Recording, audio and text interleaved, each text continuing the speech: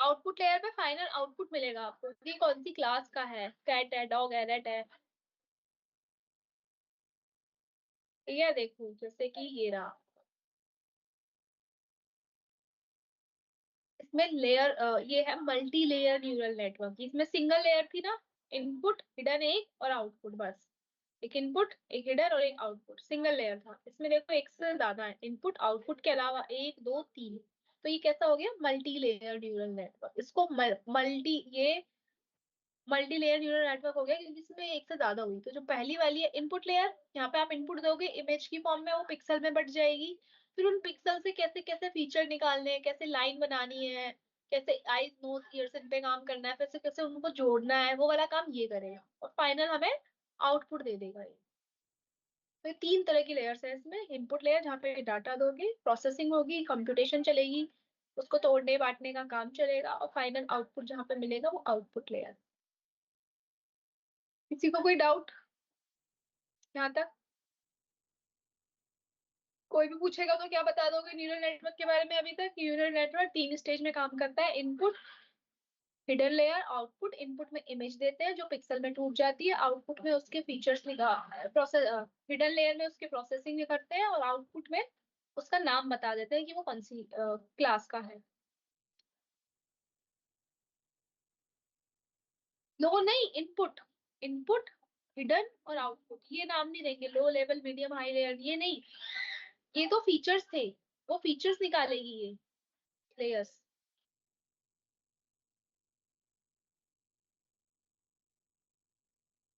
तो देखो जैसे यहाँ पे एक हमें ये मल्टी लेयर परसेप्ट्रॉन का एक एग्जांपल है, जो आपने ये फीड फॉरवर्ड नेटवर्क का एक एग्जांपल है न्यूरल नेटवर्क का, कि मुझे ये बनाना था, एक डिटेक्टर, इमोशन डिटेक्टर बनाना था कि इमोशन कौन सा है। मैंने फेस दिया, इस फेस में लिखा आ रहा है कि ये स्माइल, मतलब दिख रहा है हमें ये स्माइल कर रही है, तो आउटपुट भी क्या आना चाहिए, स्माइलिंग आना चाहिए। तो यहाँ पे इनपुट जाएगा और टूटेगा, ये बीच की लेयर्स अपना काम करेंगी, उसके फीचर्स निकालेंगी। ये जो हमने स्टार्टिंग में सीखे थे ना, ये वाले फीचर निकालने, यहाँ पे देखो ये इनपुट में जाएगी, यहाँ पे टूटेगी, ये बीच की लेयर इन सब पे जाकर कैलकुलेट करना शुरू करेंगी। फिर ये इसको पूरा एनालाइज करने के बाद आउटपुट पे हमें क्या मिलेगा कि स्माइलिंग फेस है ये। बहुत सारी लेयर्स है, तो कौन सा हो गया, multi layer feed forward network. पहला नेटवर्क आपने कौन सा पढ़ा, फीड फॉरवर्ड। न्यूरल नेटवर्क का सबसे पहला टाइप का क्या देखा आपने, किसका एग्जांपल, फीड फॉरवर्ड का। इसमें आगे की तरफ डेटा जा रहा है, सिर्फ वन वे, इधर उधर।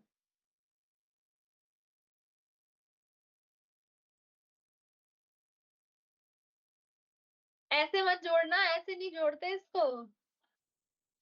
ये पूरा मैथमेटिकली आपको समझना पड़ेगा। Image processing output, correct. Image neural network का कोई आपसे नाम पूछे, आप चार चीजें बोलोगे कि आर्टिफिशियल न्यूरल नेटवर्क है, यानी कि आर्टिफिशियल इंटेलिजेंस का पार्ट है, ह्यूमन ब्रेन से इंस्पायर है। इसमें क्या क्या चीज होती है, इनपुट होती है, आउट प्रोसेसिंग होती है, और आउटपुट मिलता है।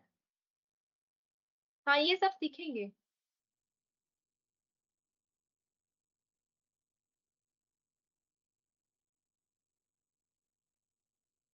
डॉट से नहीं जोड़ना, ये लेयर्स हैं, नोट से नहीं, लेयर्स को अभी पूरा स्टडी करोगे। अभी सिर्फ ये ओवर जो आपसे कोई पूछेगा ना, तो ऐसा दिखा सकते हैं हम उसको। ऑफ कोर्स जोड़ रखा है इसको हर एक से, क्योंकि हर एक का पॉइंट आपस में कनेक्टेड है। लेकिन ये तरीका होता है इसको दिखाने का, जैसे आपने प्लस के साइन को दिखाने का एक तरीका है ना, वो प्लस ऐसे ही बनता है। तो ये आर्किटेक्चर को दिखाने का एक तरीका है कि ऐसा ही दिखता है। देखो इसमें समझने वाली क्या क्या चीज है जो न्यूरल नेटवर्क में आपको समझना है। एक तो न्यूरॉन्स, दूसरा कनेक्शन, तीसरा वेट एंड बाइस, चौथा प्रोपोगेशन, और पांचवा लर्निंग का रूल, क्या क्या तरीका क्या रहने वाला है उसको सीखने का, है ना।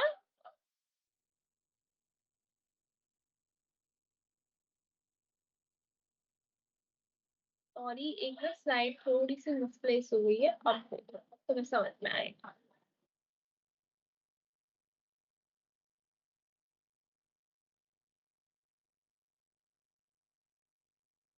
यस।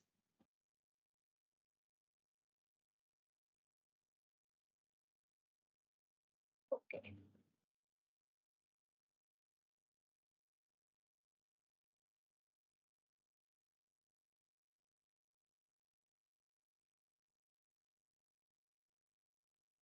बस अब देखो, ये जो तुमने न्यूरल नेटवर्क पढ़ा, इसमें जो जो तुम्हें समझना है, देखो इनपुट, वेट, यहाँ पे वेट जो है ना, वो उसका जो आउटपुट वो निकल के आ रही है, उससे इंफॉर्मेशन कंटेंट जो निकल के आ रहा है वो वेट है। ठीक है, और उस वेट से फिर आगे इंफॉर्मेशन को फ्लो करना है। वेट किससे बनेगा? जो आप इनपुट का, इमेज का वो बनाओगे ना, पिक्सेल्स में डिवाइड करोगे, उससे जो निकल के आएगा वो आपका वेट है। उस उस इमेज में, उस पिक्सल में कितनी इंफॉर्मेशन है, वो चीज। जैसे आपने कोई क्वेश्चन का आंसर लिखा, मैं ऐसे समझाती हूँ आपको, पेपर हुआ और पेपर में सबके लिए क्वेश्चन सेम होता है, हर बच्चे के लिए, लेकिन हर बच्चे का आंसर लिखने का तरीका और आंसर लिखने का स्टाइल अलग होता है। बोला गया explain the concept of integration, तो किसी ने सिर्फ इंटीग्रेशन की डेफिनेशन लिख दी, किसी ने इंटीग्रेशन का एक एग्जांपल भी दे दिया, किसी ने इंटीग्रेशन का एक रियल टाइम यूज लिख के दिखा दिया, किसी ने एग्जांपल सॉल्व करके दिखा दिया, किसी ने स्टेप्स भी लिख दिए, आंसर भी लिख दिया। हर एक बच्चे का अपना अपना तरीका है उस क्वेश्चन को बनाने का, और उस क्वेश्चन को बनाने के अपने अपने तरीके से हर एक की इंफॉर्मेशन अलग है। तो वो जो काम तो एक ही था, लेकिन वो जो लिखने का तरीका हुआ, वो उसमें इंफॉर्मेशन गई, वो वेट है। ऐसे समझो वेट को। ये जो आपको वेट नाम की चीज दिख रही है, ये वेट होती है।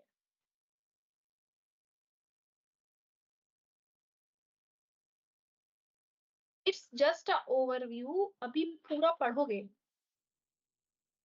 यहाँ तक बताओ, इसमें कोई दिक्कत है तो?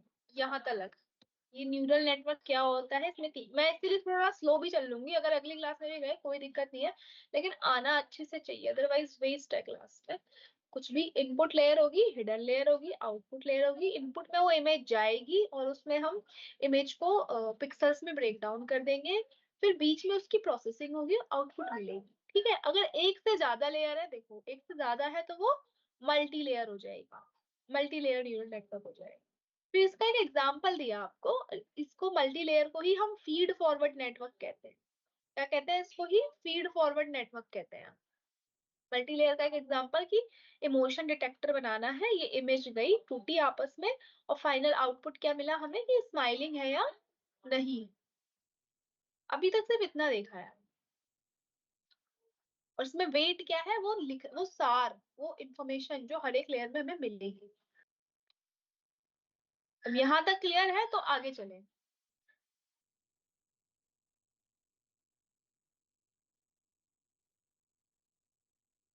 किसी को मेरी स्पीड बहुत ज्यादा फास्ट लग रही है क्या? I am going very fast with the concepts. कि महेंद्र के तो out of the box question होते हैं और आउट ऑफ द टॉपिक चीजें ये करता है। I have to ask to admin to block this person.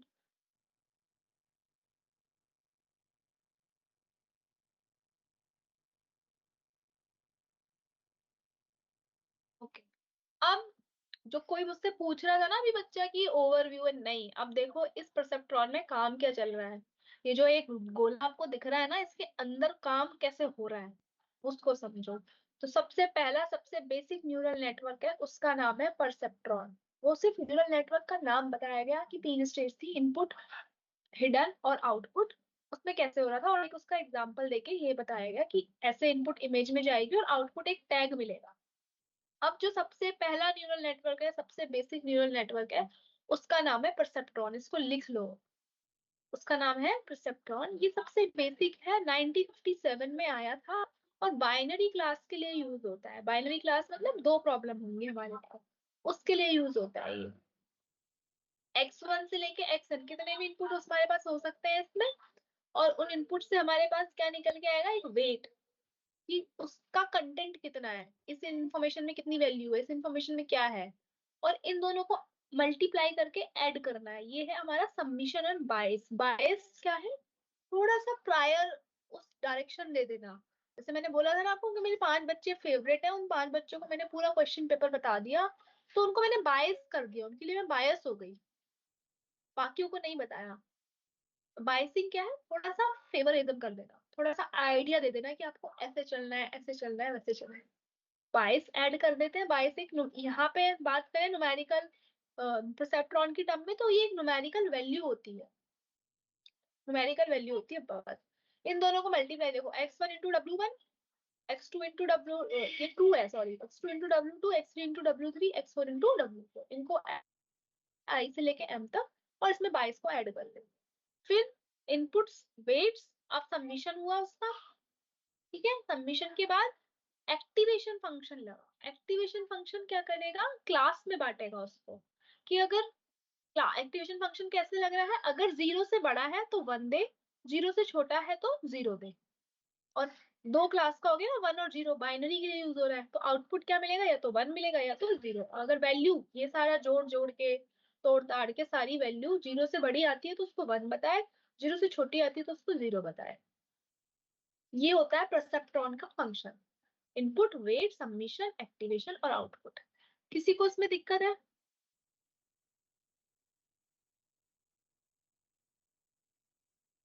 किसी को इसमें दिक्कत है? क्लियर? तो आगे चलते हैं।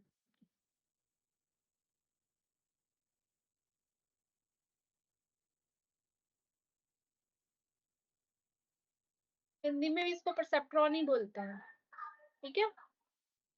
अब इसमें जो समझने वाली चीजें हैं वो क्या क्या थी, एक तो न्यूरॉन। न्यूरॉन क्या है, जो इनपुट को रिसीव करेगा। ये न्यूरॉन है आपका, ये इनपुट को रिसीव करेगा, जो आपने यहां से देखा था ना बायोलॉजिकली। यहाँ पे आ जाओ, ये इनपुट को रिसीव करना सबसे पहला काम क्या है इसमें, इनपुट को रिसीव करने का। दूसरा काम क्या है इसमें, कनेक्शंस कैसे बन रहे हैं, जो कह रहा था ना बच्चा आगे वाले तार को पीछे वाले से जोड़ते जाए, हर एक में नहीं होता वो, मैंने इसलिए उसको एग्री नहीं किया है। यहाँ पे आपको बेशक दिख रहा है कि सब में हो रहा है, लेकिन कहीं कहीं हम उसको तोड़ना भी पड़ता है, जब उसको तोड़ते हैं तो उसको स्किप कनेक्शन बोलते हैं।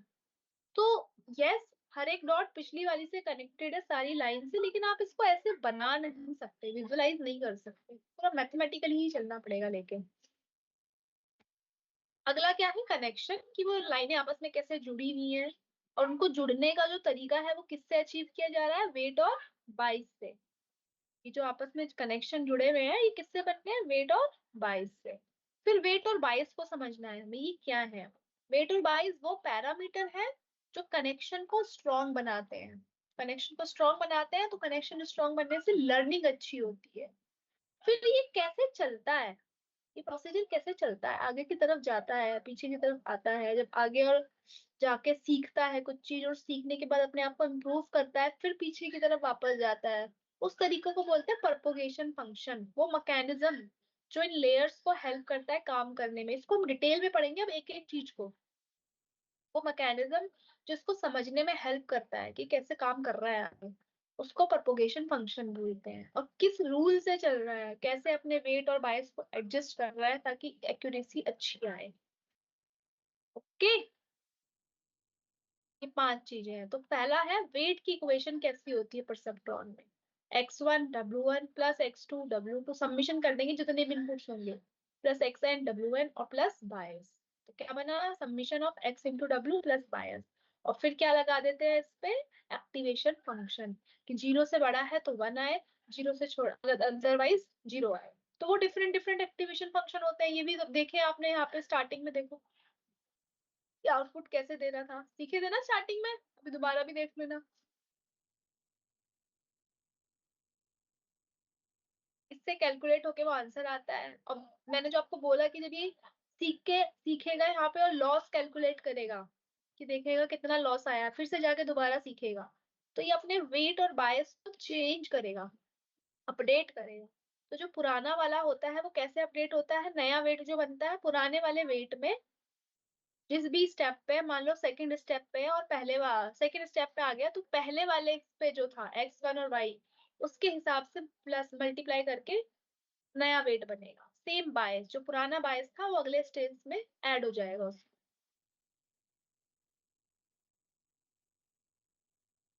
हाँ वो बताएंगे पूरा डिटेल में, प्रोपोगेशन फंक्शन कैसे काम करता है पूरा डिटेल में एक्सप्लेन होगा अभी। अभी सिर्फ बताया कि इसमें 4-5 स्टेप है जो आपको देखने हैं, न्यूरॉन्स क्या है, कनेक्शन क्या है, वेट और बायस क्या है, प्रोपोगेशन क्या है और लर्निंग रूल क्या है। 5 चीजों पे काम करता है। तो सबसे पहले न्यूरॉन आपको समझ आ गया कि ये न्यूरॉन है, ऐसा दिखता है। उसके बाद आपको कनेक्शंस कैसे बन रहे हैं, ये बच्चा पूछ रहा है लाइन कैसे जुड़ रही है, उन लाइन को जोड़ने का तरीका है वेट और बायस। तो ये वेट और बायस की इक्वेशन बताई गई है यहाँ पे कि जितने भी इनपुट होंगे देखो ना, W1 W2 W3, ये यही इक्वेशन लिखी हुई है यहाँ पे खोल के बस, कि कितनी इनपुट है उनका उसके वेट से मल्टीप्लाई करके बायस को ऐड कर दो, और फिर उस पे क्या लगा दो, एक्टिवेशन फंक्शन। एक्टिवेशन फंक्शन एक मैथमेटिकल इक्वेशन लगा दो कि अगर इन सबको जोड़ के वैल्यू 0 से बड़ी आई तो 1 होगा, और कुछ अगर कुछ और वैल्यू आती है 0 से बड़ी नहीं आती, यानी कि 0 से छोटी आती है या 0 आती है, तो वो 0 होगा। आउटपुट ऐसे बनेगा। और नया वाला वेट कैसे आएगा, पुराने वाले वेट में इनपुट का मल्टीप्लाई करके। नया वाला बायस कैसे आएगा, पुराने वाले बायस में आउटपुट को प्लस करके। एक्स यहाँ पे इनपुट है, वाई यहाँ पे आउटपुट है। अब डाउट किसी को? अटेंटिव इक्वेशन वगैरह लिखते जाओ, लिखते जाओगे थोड़ा क्लियर भी होते जाओगे।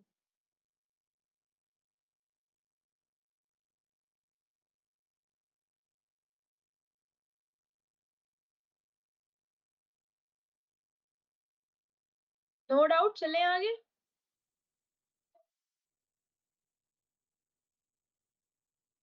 यस, बायस इंक्रीज होगा, डिक्रीज भी हो सकता है, जरूर नहीं है इंक्रीज ही हो। पुराने वाले के हिसाब से चेंज करना है आपको, देखना है ना कि आपको कैसे चलना है आगे। या आपकी लाइफ से भी बहुत रिलेटेड है कि आप गलतियों से सीखते हो। जरूर नहीं है कोई गलती पहले थोड़ी छोटी करी थी तो अगली बार वो बढ़ा के ही करनी है। ये आपकी एनालाइज है ना कि वो छोटी करनी है। अगर कोई लर्निंग करी थी तो वो बढ़ाओगे, कोई अच्छी चीज है तो वो आगे ज्यादा होनी चाहिए। और अगर कोई गलती है तो वो छोटी होनी चाहिए। तो बाइस और वेट वो वाला कॉन्सेप्ट है कि कैसे सीखना है, किस डायरेक्शन में चलना है। जरूर नहीं है इंक्रीज होगा और डिक्रीज, थोड़ा सा ऐसे रिलेट करो इसको। आप ह्यूमन ब्रेन की तरह क्या करोगे, ह्यूमन ब्रेन क्या करेगा, कोई गलत काम कर रहा है तो उसको थोड़ा कम करने की कोशिश करेगा, और कोई चीज जो मेरे लिए अच्छी है उसको और ज्यादा करने की कोशिश करेगा। पर कोई भी चीज ज्यादा वो नहीं होनी चाहिए। मतलब balance can be there, always should be there. Wait, अरे अरे, वेट वो जीवन का सार जो आप अपनी गलतियों से सीखते हो। और सिंपल भाषा में क्या समझाऊं, वेट वही है कि जो इंफॉर्मेशन निकल के आ रही है उस इनपुट से। इनपुट दिया मैंने कि आज आपको स्कूल जाके 9 से 10 साइंस की क्लास लेनी। उस साइंस की क्लास में आपने क्या सीखा, वो वेट है। और हर बच्चे का वो डिफरेंट होगा। किसी ने पूरा 1 घंटा पढ़ा होगा, किसी ने नहीं पढ़ा होगा। टॉपिक सबने एक ही पढ़ा, मान लो सबने टॉपिक ये पढ़ा कि व्हाट इज आर्टिफिशियल इंटेलिजेंस, लेकिन किसी को बहुत अच्छे से समझ में आया, किसी को थोड़ा कम आया, किसी को नहीं आया। तो वेट वो एडजस्टमेंट है जो आपकी लर्निंग से आ रहा है, इंफॉर्मेशन है। चले आगे, क्लियर यहाँ तक? थोड़े नए नए कॉन्सेप्ट हैं इसलिए मैं खुद थोड़ा सा ध्यान में रखते हुए तुम्हें बता रही हूँ चीजें। अब इसमें जो सीखने वाली चीजें देखो, इस एग्जाम्पल को देखो। 1 मिनट रुकना बच्चों, मैं इसके लिए ना आपको एक नई स्लाइड में दिखाती हूँ बना के। सेम चीज है, बस 2-3 बार इसीलिए एक्सप्लेन करिए कि रिपीट हो जाए तो तुम्हें ज्यादा समझ में आए। ये वे इनपुट है कुछ, 3 वैल्यू इनपुट है, 0.2 0.5 और 0। इसके कुछ वेट्स हैं 0.1 0.4 और 0.8। अब क्या करेगा, न्यूरॉन से आउटपुट निकाल के देना है मुझे।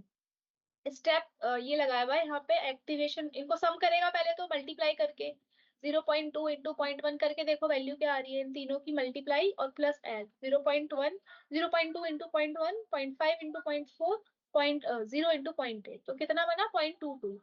0.22 जीरो से बड़ा है या छोटा है, जीरो से बड़ा है, तो जीरो से बड़ा है तो 1 आ जाएगा, जीरो से छोटा है तो 0 आ जाएगा। यहाँ पे देखो यही कर रखा है ना इसने, 0.2, ये जीरो, ये वाली टर्म तो जीरो की से चली जाएगी, इन दोनों को ऐड कर दो। 0.5 से करोगे 0.20 हो जाएगा, और इसको 0.2 ही रहेगा तो 0.22 आ गया। ये स्टेप लगाया हुआ है, स्टेप मतलब जीरो है तो जीरो, और जीरो से बड़ा है तो 1। तो जीरो से छोटा या जीरो है तो जीरो, तो जीरो से बड़ा आ रहा है 0.22, तो हमारे पास आंसर क्या आ गया, 1।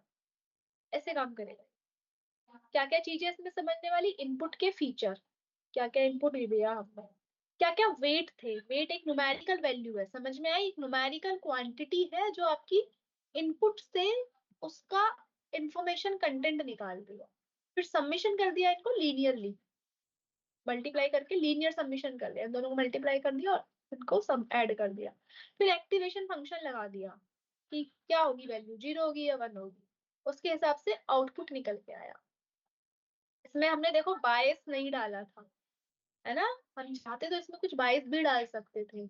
अगर मैंने बायस डाल दिया -0.5 का, तो वैल्यू कितनी हो जाती, -0.5 कर दो इसमें से 0.17, तब भी 0 से बढ़ती थी, तब भी आंसर 1 आता।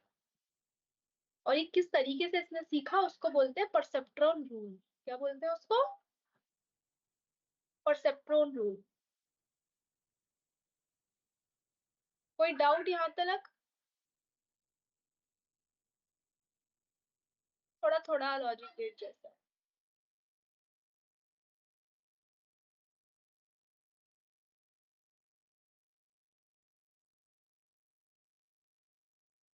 कोई डाउट है यहाँ तक, फिर आगे चलते हैं।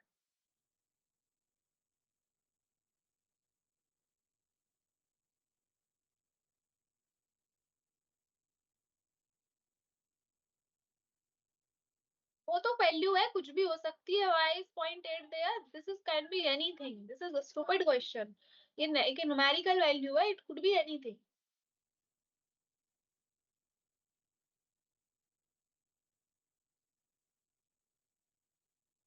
तो थ्रेशोल्ड होती है, हमें डिफाइन करना पड़ता, अगर 0.5 होता तो हम लिख के देते, उस केस में एरर भी आ जाती, इसी वजह से एरर इंट्रोड्यूस होती है कि कौन सी क्लास में जाना है।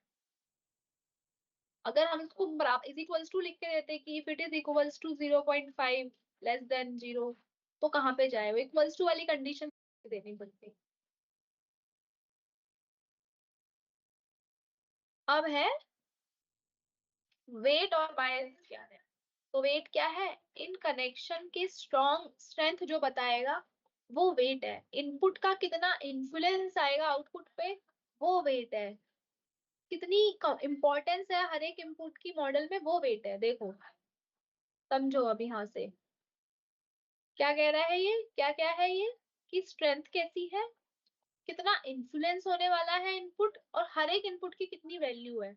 तो देखो हर एक इनपुट की कितनी वैल्यू, बेशक ये 0.8 था, लेकिन अगर इसकी इनपुट 0 हो गई तो इसकी कोई वैल्यू नहीं बची, ये वेट बताएगा हमें। ये बेशक 0.2 था, सबसे कम था, लेकिन जैसे ही इसकी मल्टीप्लाई 0.01 से हुई तो इसका वैल्यू जो है ना 0.2 का, इससे भी ज्यादा हो गया। तो जरूर नहीं है जो बच्चा क्लास में 50% लाता है वो हर कंडीशन में 50% ही लाएगा, वो कहीं लाइफ में टॉप भी कर सकता है, या जो हर जगह टॉप करता है जरूर नहीं है कि वो हर जगह टॉप ही करेगा, कहीं फेल भी हो सकता है। ये है वेट और बायस का कॉन्सेप्ट, कि वेट जरूर नहीं है, वो हमें हर कनेक्शन बताएगा कितना स्ट्रांग है और हर इनपुट की कितनी वैल्यू है वो बताएगा।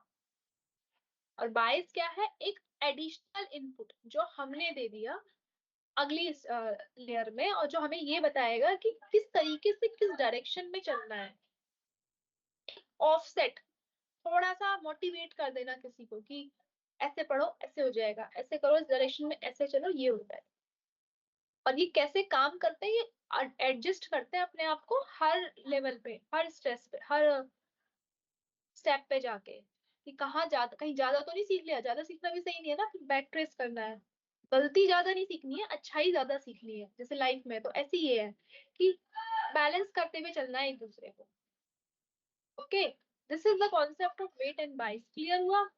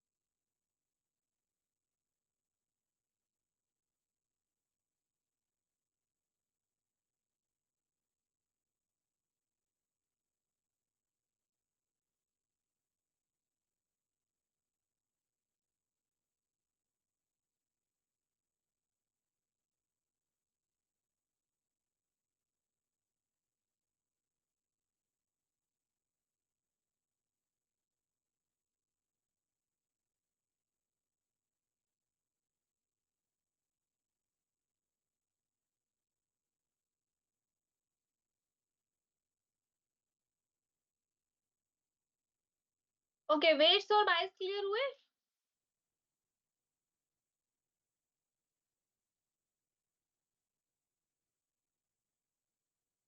कॉन्सेप्ट हुआ, वेट और बायस का कॉन्सेप्ट क्लियर हुआ।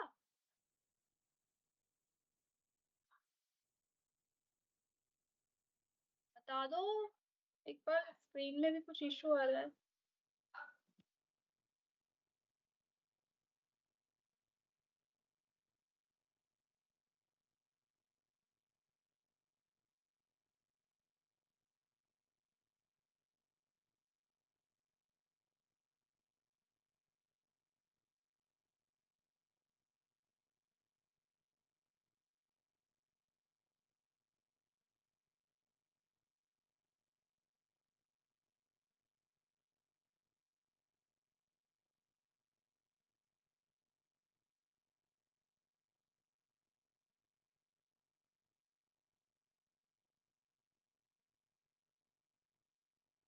ओके सॉरी, यहाँ पे ना कुछ कभी कभी हो जाता है एकदम सडनली।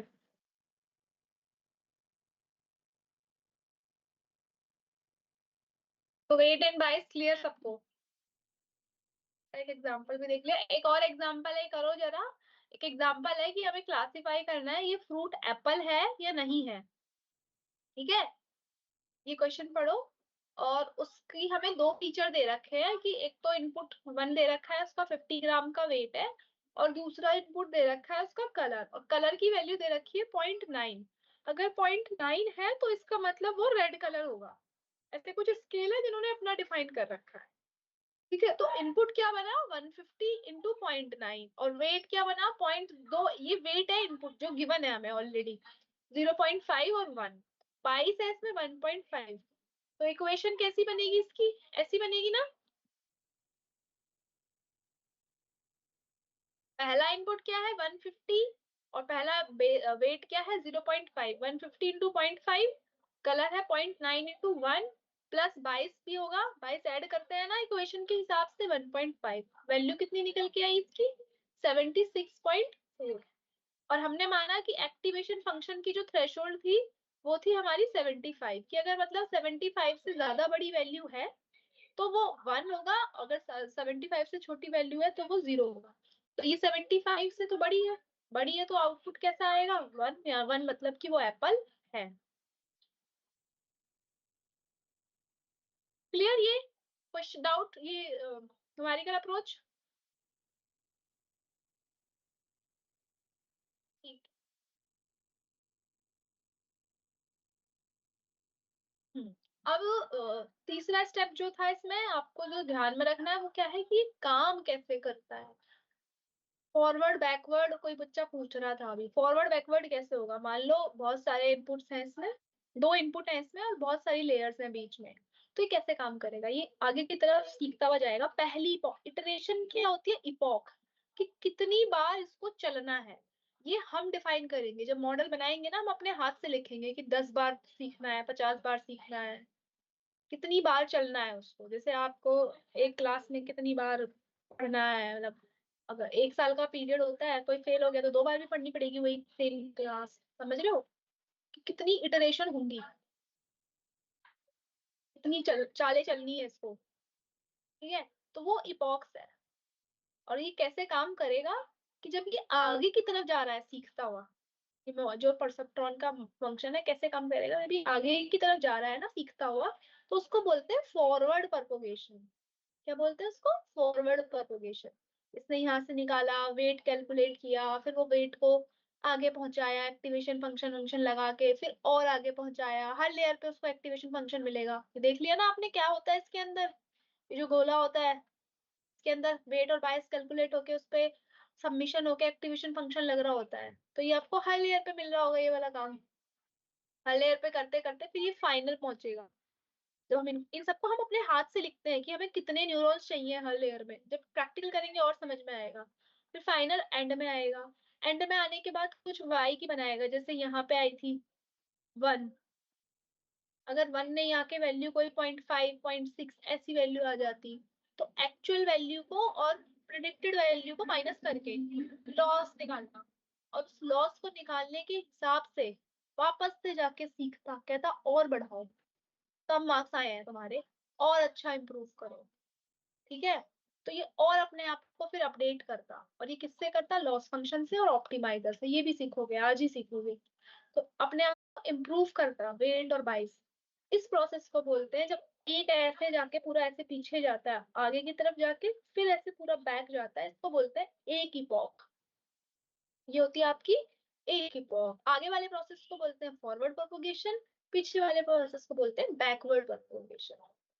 ये आपने पूरा आउटपुट बना लिया, आउटपुट बनाने के बाद आपको देखा कि एक्चुअल में तो वो एप्पल था लेकिन प्रेडिक्ट होके ऑरेंज आया। अब ऑरेंज आया तो वो गलत आया, इसको जाके फिर से अपने आप को इम्प्रूव करना है, सही करना है।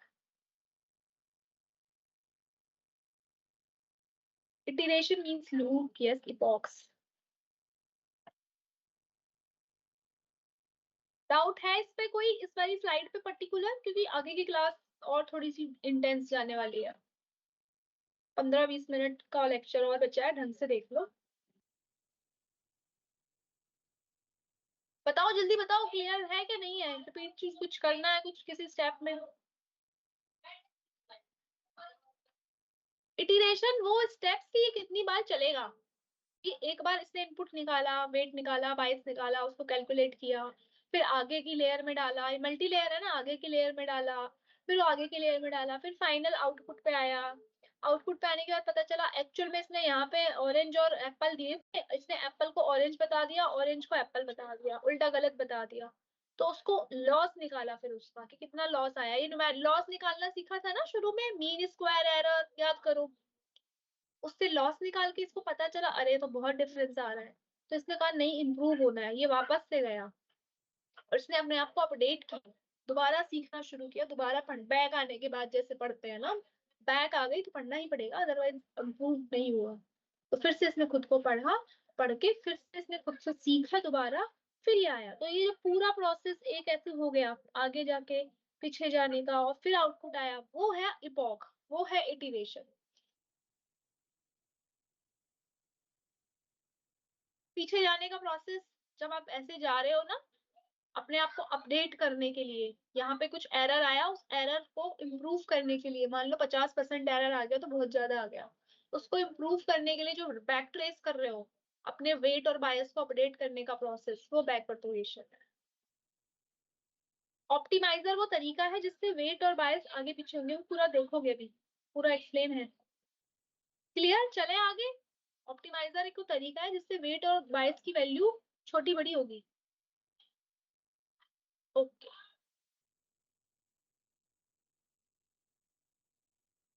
Multi layer perceptron feed forward network देख लो कैसा है, बहुत सारे इनपुट है, बहुत सारी आउटपुट की लेयर है। यही एग्जांपल है इसका जो आपने देखा था मल्टी लेयर का ऊपर, क्योंकि सिंगल लेयर से हमारा काम होता नहीं है, ये तो डिजाइन चल रहा था। हाँ, इसका एग्जांपल है कि मल्टी लेयर में क्या है, एक से ज्यादा लेयर इनपुट, एक और बीच की लेयर एक से ज्यादा हो सकती है, भी हो सकती है, चार भी हो सकती है, चार भी हो सकती है, पांच भी हो सकती है। काम वैसे ही करेगा, इनपुट चाहे एक लेयर हो चाहे कितनी भी लेयर हो, लेकिन एक न्यूरॉन में काम यही हो रहा होगा, इनपुट से वेट की मल्टीप्लाई, और फिर उसको एक्टिवेशन बायस का ऐड, और एक्टिवेशन फंक्शन निकल के आउटपुट आ। ठीक है, अब ये एक्टिवेशन फंक्शन कितने टाइप के हो सकते हैं, वही sigmoid, 10H, ReLU, leaky ReLU. Activation function क्या है, वो रेंज बताएंगे कि आउटपुट को किस रेंज में जाना है, 0-1 के बीच में जाना है, -1 से +1 के बीच में जाना है। ये सब एक्टिवेशन फंक्शन है। अगर वैल्यू है 0 से कम वाली, उनको डिस्कार्ड, उनको नेग्लेक्ट कर देना है, सबको 1 बना देना है। लीकी वैल्यू है तो, लीकी वैल्यू है तो जो 0 के पास वाली वैल्यू है उनको भी 1 मान लेना है, ऐसे। क्लियर है यहाँ तक। जो सीखा, सेम स्टेप आपके मल्टी लेयर के लिए चलेंगे।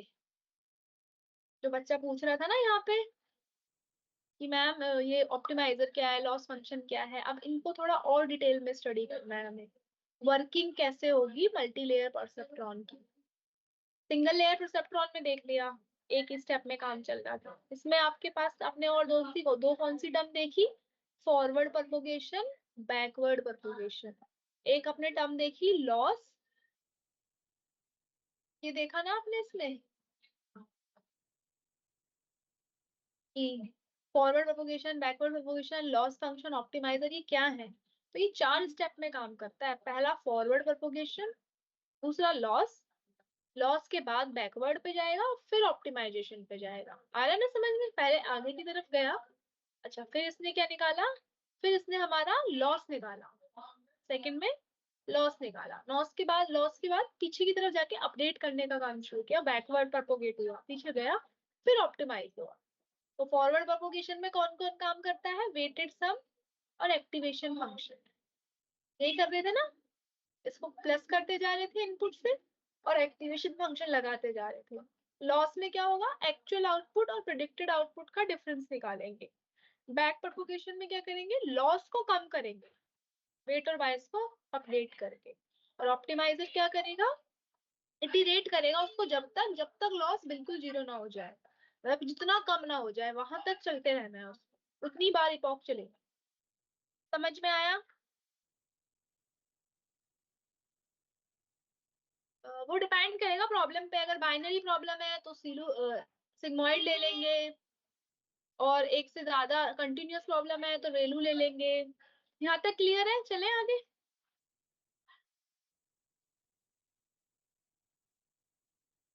ये इसका हिंदी है, देख लो।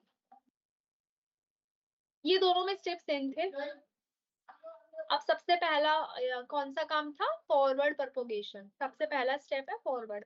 क्या है? डेटा इनपुट लेयर से आउटपुट लेयर की तरफ जा रहा है, हिडन लेयर से पास होता हुआ जा रहा है, और हर एक न्यूरॉन जो है अपने आप में प्रोसेसिंग कर रहा है। और कैसे प्रोसेसिंग कर रहा है? इस इक्वेशन से, ये जो तुमने देख ही लिया ना सिंगल लेयर में जो था।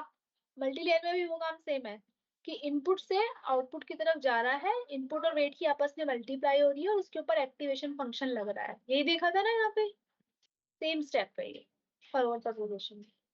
इनपुट से डेटा आउटपुट की तरफ जा रहा है, हिडन लेयर पे प्रोसेसिंग हो रही है, और हर एक लेयर कैसे काम कर रही है? Input multiply by weight plus बायस।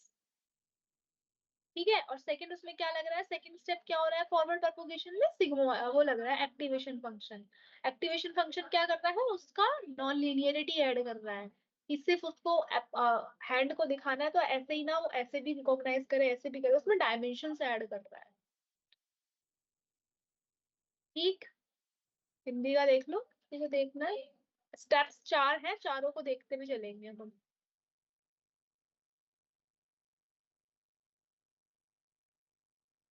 अगला है लॉस फंक्शन।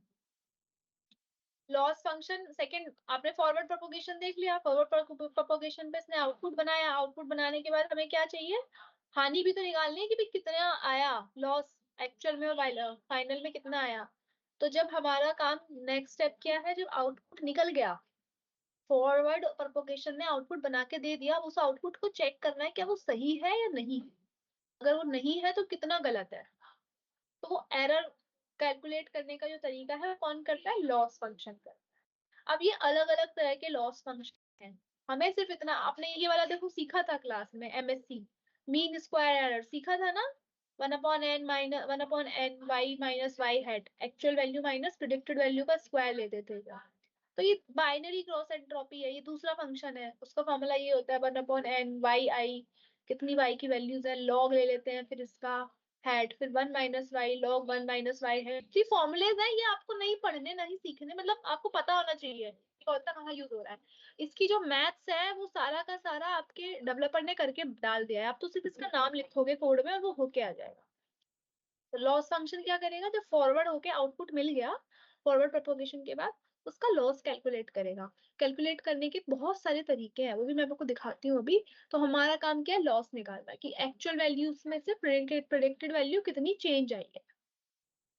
ओके। अगर बाइनरी क्रॉस एंट्रोपी कब लगाते हैं? जब दो क्लास का है हमारा, दो क्लास का है 0 और 1, तो हम ये वाला लगा लेते हैं। रिग्रेशन प्रॉब्लम है तो हम ये वाला लगा लेते हैं। देखो ये कितने टाइप के होते हैं: binary cross entropy, categorical entropy, binary cross entropy, MSc binary. ये डिफरेंट डिफरेंट है। और कब कब लगते हैं? बाइनरी क्लासिफिकेशन है तो बाइनरी लगा लेंगे, मल्टी क्लास है तो कैटेगोरिकल लगा लेंगे, मल्टी लेबल है तो बाइनरी लगा लेंगे। ये डिफरेंट डिफरेंट टाइप्स के हैं, और इसमें कितनी कितनी क्लासेस हैं, कौन सा हिडन लेयर में कौन सा फंक्शन लगाना है, कौन सा एक्टिवेशन फंक्शन लास्ट में लगाना है, ये सब बता रखा है। You can leave the session if you want to close the session. Nobody is asking you to be there.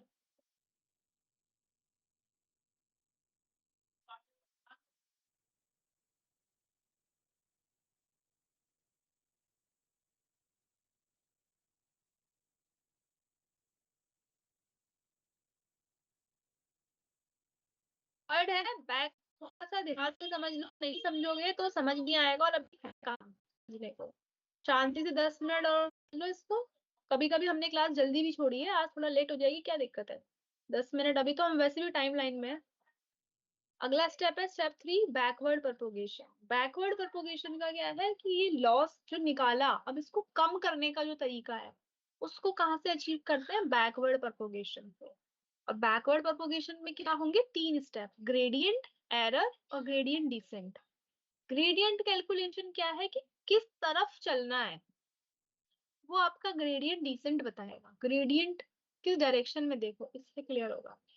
अगर ये मेरा लर्निंग स्टेप है, मैं इस स्टेप से सीख रही हूँ, ग्रेडियंट डिसेंट एक टेक्निक है कि वो हमें वो बताएगा कि कहाँ पे सबसे मिनिमम एरर आ रहा है, वहां पे पहुंच जाओ। अगर मैंने ये स्टेप मिस कर दिया,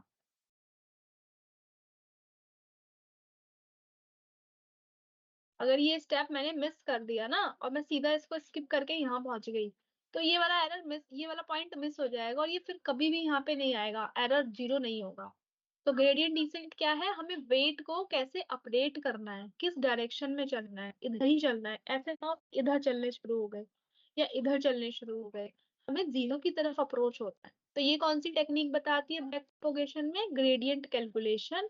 जो किसकी हेल्प से करते हैं, ग्रेडियंट डिसेंट की हेल्प से करते हैं, हर स्टेप में आगे जाते हैं। क्लियर है कि नहीं।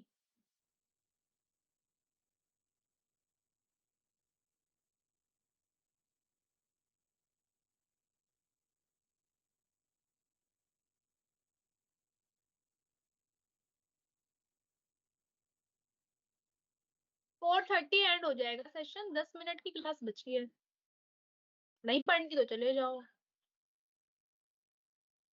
बैक प्रोपोगेशन में 3 चीजें, ग्रेडियंट कैलकुलेशन। ग्रेडियंट कैलकुलेशन क्या करेगा, वो डायरेक्शन बताएगा कि किस डायरेक्शन में चलना है। उल्टी डायरेक्शन में ना चले जाओ, जीरो तो यहाँ पे मिलेगा और तुम चल रहे हो इधर की तरफ हो। तो हमें डायरेक्शन, ग्रेडियंट मतलब, और सिंपल भाषा में समझो तो डायरेक्शन, किस डायरेक्शन में चलना है, डायरेक्शन से एक हिसाब से हमें पता चलेगा एरर, कम से कम एरर पे जाना है, कम एरर की तरफ जाना है।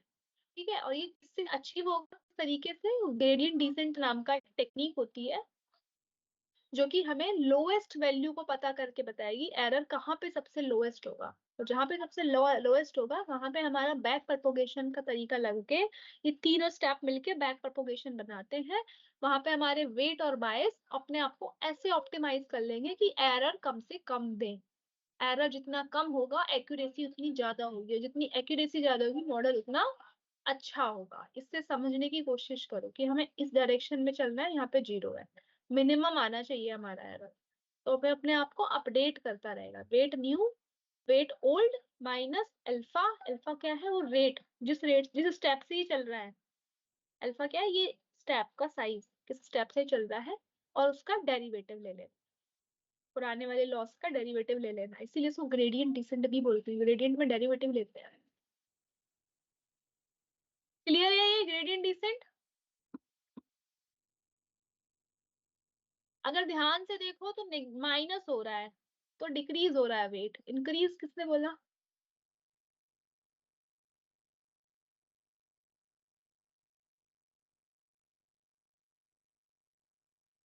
अब जब ये ग्रेडियंट डिसेंट लगाते हो तो दो प्रॉब्लम हो जाती है। क्या, एक तो वैनिशिंग, एक एक्सप्लोडिंग ग्रेडियंट। वैनिशिंग कब होती है, अगर ज्यादा ही बड़ा, मतलब आपने क्या कर दिया कि साइज छोटा ले लिया बहुत ज्यादा, तो वो पॉइंट ही नहीं मिलेगा कि कहाँ जाना है, हो जाओगे। ठीक है, और या तो बहुत ज्यादा बड़ा भी नहीं लेना, बहुत ज्यादा छोटा भी नहीं लेना, बहुत ज्यादा छोटा लोगे तो वो पॉइंट खो जाएगा, मिल ही नहीं पाएगा।